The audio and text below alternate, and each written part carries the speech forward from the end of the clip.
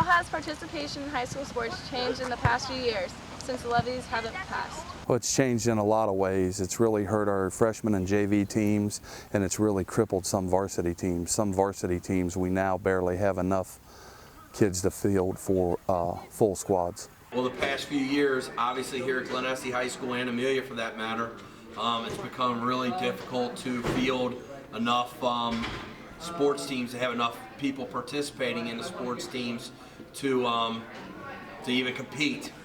How much more do parents pay now for pay-to-play than, say, 5 years ago? 5 years ago, it was $50. Now the cost is $495 per sport.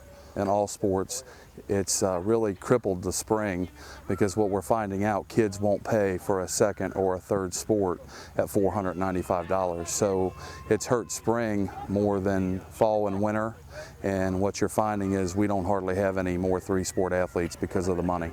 What happened 5 years ago, before the pay-to-play got instituted, our pay-to-play was $50 a sport, which is a very manageable amount of money that people would pay even if you played sports out in the community for a community or rec team.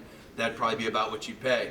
Well, now, today, we have $500 pay-to-play fee, and that $500 pay-to-play fee really makes people have to make a choice between playing sports and paying their rent or making their car payment or putting groceries on the table. And obviously those things are way more important than playing sports, but playing sports are important in kids' lives too. A lot of your character development and lifelong lessons that you learn about hard work and fighting through hard times, you learn on the field of sport and not just in the classroom. How important is a well-supported sports program to students, parents, and the community? Well, the thing about sports is you got one opportunity to give a kid a good experience, and a kid should be able to do and participate in whatever they want without there being a price tag on it.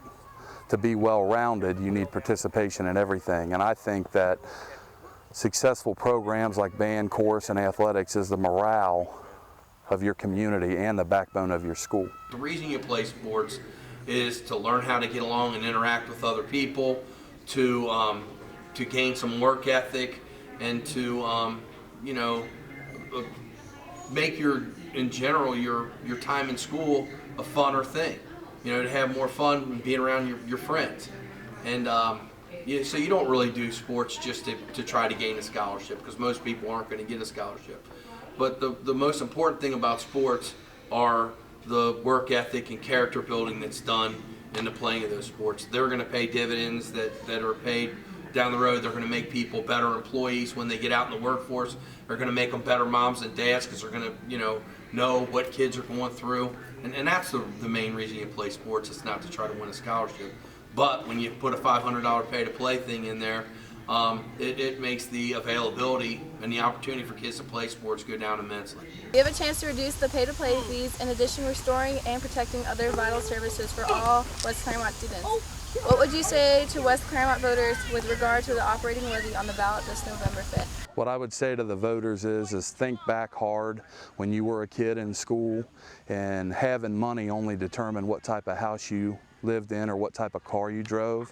Now having money determines all your experiences, what you can be involved in, from school fees to clubs to athletic teams. What would you say to West Clermont voters with regard to the operating levy on the ballot this November 5th? Well, I'd say that the number one thing that the voters of this school district got to think about is, what do they want for their community?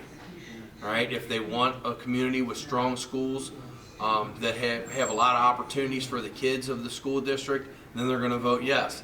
If they're not concerned at all about what happens with their community and how their community is perceived outside, or what their school district's like, or what kind of opportunities they have for the kids in their school district, then they're going to vote no. You have one opportunity to give your kid a high school experience. We need your support on November 5th. We need to get out there and support that levy.